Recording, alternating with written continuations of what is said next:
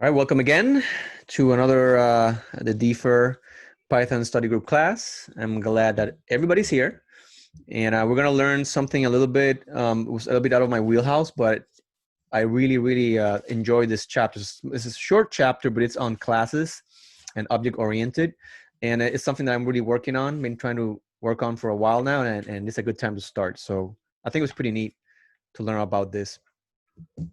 Um, Again, the chapter is short. It required a couple of readings. I don't know about you, but I had to read a couple of times to make sure the concepts, because it's really conceptual, right? We're used to working with code top down, left to right, and just, kind of following this line of progression of how the code works and dealing with functions and dealing with variables. But for objects, we have to change, and, object-oriented programming classes, we have to change a little bit of our mindset, how things work.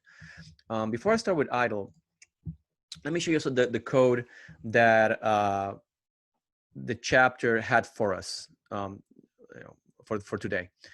So the first thing is, as a quick refresher, we define a class by using the class reserved word here, class, okay?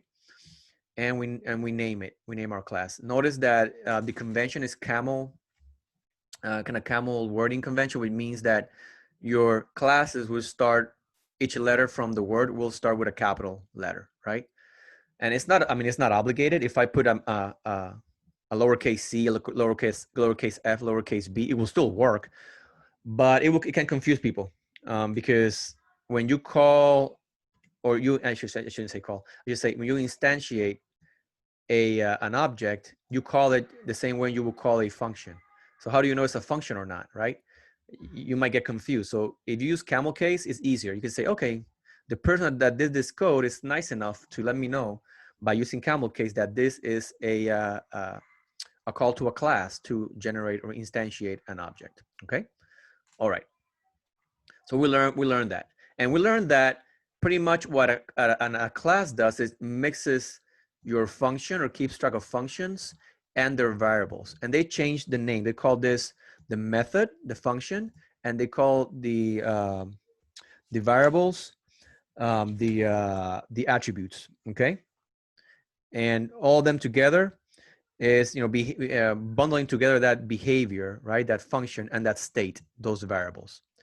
I made a comment on Twitter the other day saying, look, which kind of I took from this, right? In the same way that we can create objects, right, that have their own methods and their own variables, we should do the same, right? We should share our methods, but keep track of our internal variables. And what does that mean? Well, when you make a class, any object that's created using this class will have the same methods. Okay, so imagine like if you were a parent and you have a child, right? Or your child is gonna be a human being like yourself, right? It's not gonna be some other species, right? Same thing with this. When you have a class and you create objects from that class, you inherit those methods, those functions go with it. Now each object might keep track of internally of their own variables, their own attributes that are separate from other objects, which I will give some examples here. And remember, this chapter is really conceptual, right? But it went the chapter went through explaining each concept. So I'm just underlining the important aspects. So an example I want to give you that the book doesn't give, where's my idle, is the following. So I open here my interpreter, and I'm gonna create a class. We're gonna call it dog because everybody likes dogs, and if you don't like dogs, don't talk to me. Okay, and we're gonna create a class dog, and I'm not gonna give it any arguments, right? Let me just see here. No, actually, I'm not gonna. What am I doing? I'm just doing the class. Okay. Oh, sorry. Class dog. There we go. And it's gonna be an empty one, so it's just gonna pass. It's not gonna do anything. Okay. So our class is created. Now I'm gonna make an object of that. So let's make a new object. And the way we make objects is by just calling the class, kind of the same way we call a function. But in this case, it's called instantiate, right? So we hit it, and what do we get? We get here that we have a dog object at this kind of hex looking number. Okay, what this means is, yeah, there's an object and it's located at this location in memory. Let's make another object. All right, and let's see what we get. Right, we have another, object from the class here, dog. But look, it's at a different address location. This will tell me these are two different objects. They were created or made or instantiated from the same class, but they're distinct objects. Okay, and how can I prove that to you?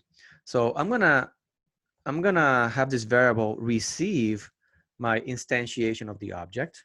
Okay, and I'm gonna have this variable receive another instantiation of the class. I'm sorry, and receive that object. Okay, right. That's nice and nice and fine. Now let's see. Is A equal the same thing as B? It is not, right? So just by looking at this, we know we have two different objects here. They're not the same thing. And if we hit type on it to figure what they are, again, it's an object from the dog class, okay? And if we hit A here, you get the different addressing locations. All right, does that make sense for people in the chat? If it makes sense, give me a 1. If it doesn't, I can start again, or just talk. Just unmute yourself and bring your objection or comment. All right, awesome. So this is just a quick example of of usage, right? How you define your class, and then how you create objects from that class. These objects had nothing because the class had nothing. It's just an example. All right, I'm gonna close idle. So what did the chapter then what it wanted us to understand? Well, it wanted us to understand. Oh, one more thing, scope. Should I explain that now? Let me have a second to think. No, I'm gonna explain this and then scope. Okay, so this particular class, we're gonna start defining our methods. And like I mentioned before, a method is defined like you define a variable. A function. And you know this already. I have to explain it. We've discussed this way a lot, right? Before I start with this one, I'm gonna talk about this method here. It's called increase. Okay, this method will take a value and increase it. All right.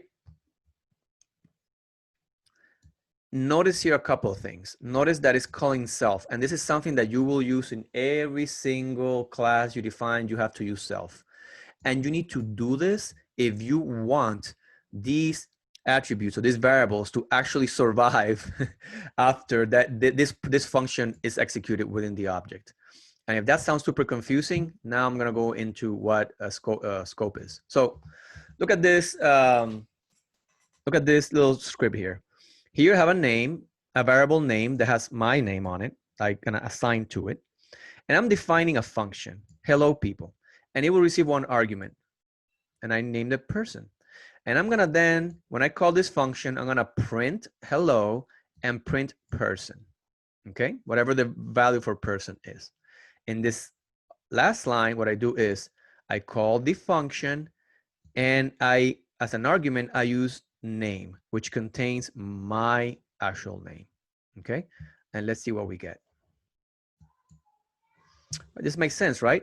Name is provided as an argument, so it goes in here as person, and when it says hello person, it says hello Alexis Brignoni, right? This all makes sense.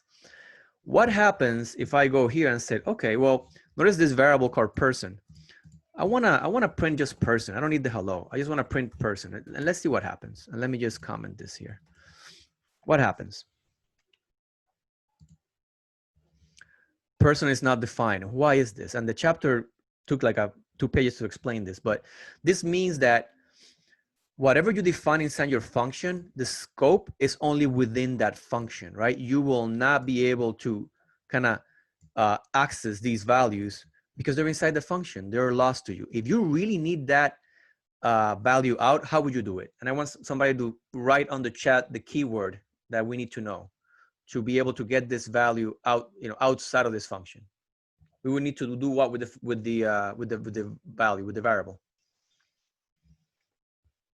And I'll give you a few seconds to think about it. If I need to get this out, specifically this value here, let's say, yeah, this is that value.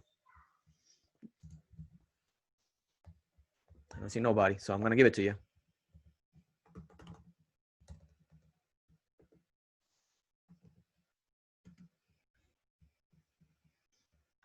And okay, so let's see if I did. Let me see if I did this right.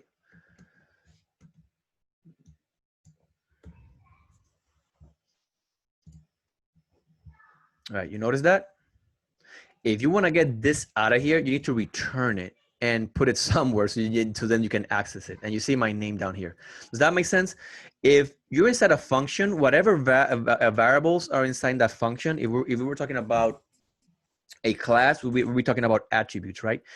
Whatever variables are inside of the function, you will not be able to get them out unless you return them, okay?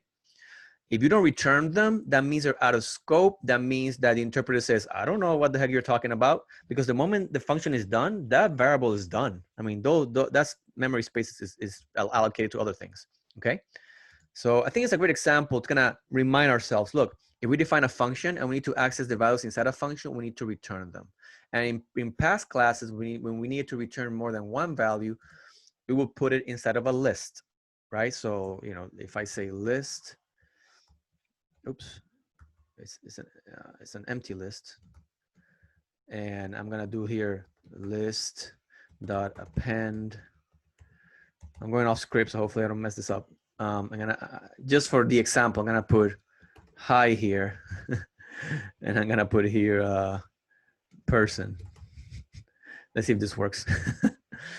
I'm gonna return list. Well, I shouldn't use list. Listing and listing. There we go. And put here listing. Let's see what happens. All right. Oh, I need to do one at a time. So me being super lazy, I'm just gonna do this. All right, there we go. I'm gonna give it two arguments in one space, whatever, just to be quick. You see that? So, you know, I should have done two appends here, but the point is, this is the concept, right? I have these two things, and I put them inside a list, and I got them out, right? Returning just my my list outside of it. And we've done this before. This is nothing. It's more of a refresher. So, and again, I want to make the point of scoping really, really hard here, because it's really important for what I'm going to explain next with classes. Okay, so if scoping makes sense, you know, the fact that you cannot access values outside of the function unless you return them. If that makes sense, give me a 1.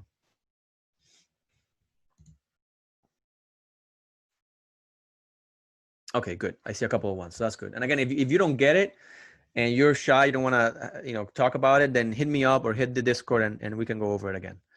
All right. So having that understanding, yes, does Python allow declaring globals? Yes, they do. Yes, they do. And I use them sparingly, but I do use them. We gotta be careful with using globals, right? Especially if you're not. Quick segue. If you're doing an application and you need to keep the state of let's say of a variable that's related to security, right? Of logins and stuff like that, don't use globals. Yeah, they're dangerous. Exactly. So you gotta be careful with globals. But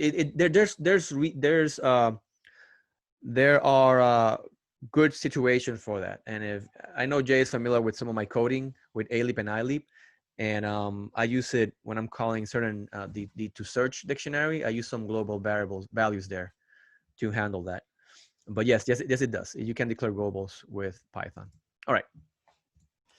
So like I mentioned, whatever variables are inside a function, they're I say destroyed for lack of a better word, but they're not accessible after that function, you know, is executed.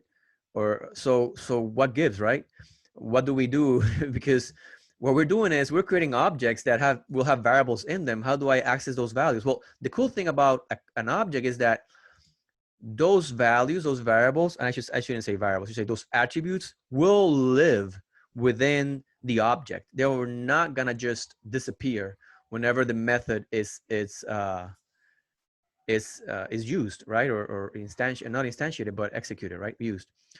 And the way to do that is you have to make sure you have to say self and then your variable, or again, attributes. Use the right terms. Self and attribute. Self means, look, this object that I'm creating, we're gonna associate this variable or this attribute with the object itself. This attribute with the object itself. Okay, this function with itself. Self will always be needed. If you don't do that, the values inside of here will disappear whenever the method is done. And we don't want that, right? We need to associate it. And why self? Because behind the scenes, what the interpreter does it associates these with that particular object, right? A new object, even though it's the same word self, don't matter. Behind the scenes, the interpreter will associate it with the proper addressing space for that object. So let's do a little run of to see how this in action. Here we're instantiating the class, right? Creating an object and placing it in variable k. Okay. Notice here that before you're able to use variables, you're gonna use this dunder method called init to initialize them. Okay. And then itself will always be there, right? And then you're gonna make sure that if you need arguments, then here they are, right? So you put some values there for it. Okay. All right. And the same, we explain this one, and this one I'll explain at the end after we run it. All right. So we're gonna print k and see what we get, right? And then we're gonna use the increase method, which is this one. And this is nothing new. We're really used to the dot notation, right? The object, dot, and the method that we wanna use. So that's nothing new. And then we're gonna print k and see what the difference is. So we don't get confused, let me just comment this. Okay, so let's run it. All right, so you'll notice here, when we print k, it starts as a 0, right? We haven't increased anything, but we're increasing by 1, right? Where is it? Here it is. When we increase, we have the value, we start at 0, and then we increase it by 1. This is what the plus equal sign is. And right now it's by 1 because that's the default. Okay, the default is 0, and then we're increasing by 1. Okay, the value is 0, and the increasing is by 1. Okay, and we know that because v, I should explain this better. Let me backtrack. Notice here v, and notice here I. This one has 0 as the value, I has 1 as the value as a default, right? And we take those and we assign them to these two variables. And I always say variable, I need to change that. These attributes, because we're doing classes and objects. So these attributes, attribute val and attribute increment. And to make sure that don't go into the ether when we instantiate the class, we use self. We have to put that in front of it. Okay, so that's why when we run it, we got our first is 0 because by default value is 0, right? The v is 0. If we go and call increase without giving it nothing, it will increase it by 1 because the increase by the default is 1. So now we have a 1, easy peasy. Okay. And you might ask yourself, well, how is this going to the screen if we're not using print anywhere? Hold on, we'll get to it. I'm gonna leave it to the end. All right, let's do another one, and we're almost done. And I know you did this in class, but I want to make sure I talk the class through it, especially for the folks that will watch the video later. They need more reinforcement because the book doesn't walk through it in as much detail. So here, what we're doing here is now we're doing a quick change, and let's just run to see what happens. Oh, I didn't comment the bottom part. I don't want it to be overly confusing. There we go. There we go. So now when we call our class, right, and create that object, now we're providing it a 100, okay? The first position, right, in our argument, if we were like a function, right, will be v, right, which is the value. So now we're saying, okay, you're gonna start now at 100, right? The position is v, so at 100 we're gonna start. So oops, when we print, when we go and print the contents of it, we call the object. By printing, we're calling the object, and we get 100. And then when we execute that method, we had 101 because it's still 1 to increment. I'm gonna make a quick clarification. I know there's prints here, right? But there's nothing inside of here that tells me, to give me, when I hit print, there's no method for print. It's a method for representation, which I'll get to that in a second. All right, now let's do the last two that we have for today. And this one, what we're doing is we are starting at 100, but then incrementing in tens, right? And it will be what you expect, 100, 110, based on and again, the positions, right? Now the V is 100 and the I is 10. value is 100, we're going to increment by 10. And that's what we get. And last but not least, actually, I should leave this here. I just take this out and take this out. Okay. And now we're just incrementing by 15. So what we would expect? 0 to 15. All right. All right. So I'm calling increase. So notice here, and this is the part that I found really interesting. These dunders, they come from the language itself, right? Whenever you create a class, right? Actually, your classes inherit from a big daddy, big mommy class that Python has, right? And it inherits all these dunders that you can do stuff with them. And you can rewrite them as well, okay? Here, what we're doing here is we're saying, okay, for the dunder for representation, we're gonna, well, what I want is to actually give to me a string of the value, okay? Originally, this is not what the function gives you. The function gives you, and let me see if we can do a, let me see if I can kind of do this without calling representation as it should. Let me see here. I should have, I didn't write it down. Just give me a second. I'll tell you how it looks without our change here, without the string. It should look, how do I represent it? That looks originally. Let me see here. I'm looking at the book, page 329. It says defining count from by representation, right? Count from by is our script.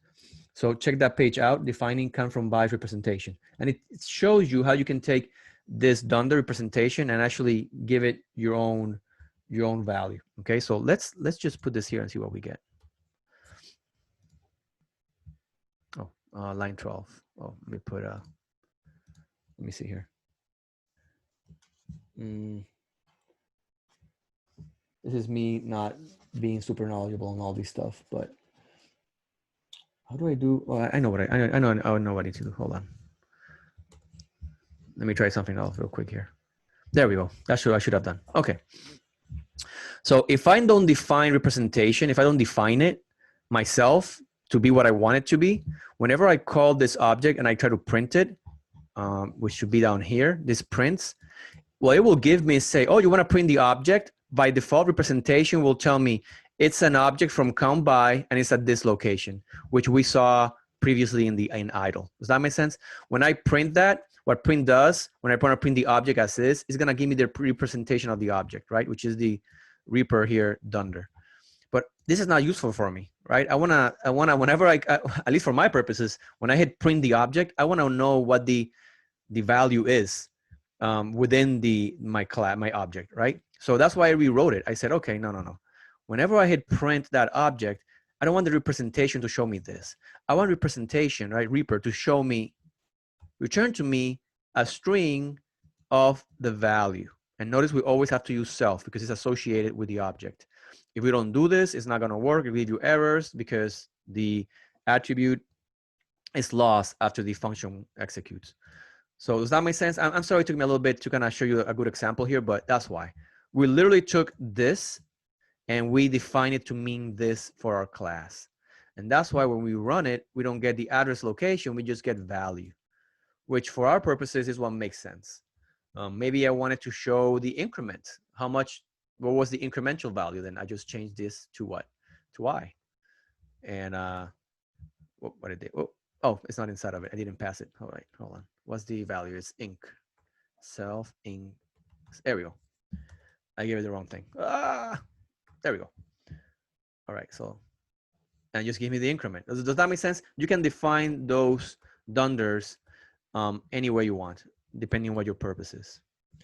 So by the end of the chapter, right, we learned all this because we want to do a class that will enable us to use for our script that we're doing in the book, be able to write to our database in a really nice, I shouldn't say right, I should say pull data from our database in a really easy way without too much work.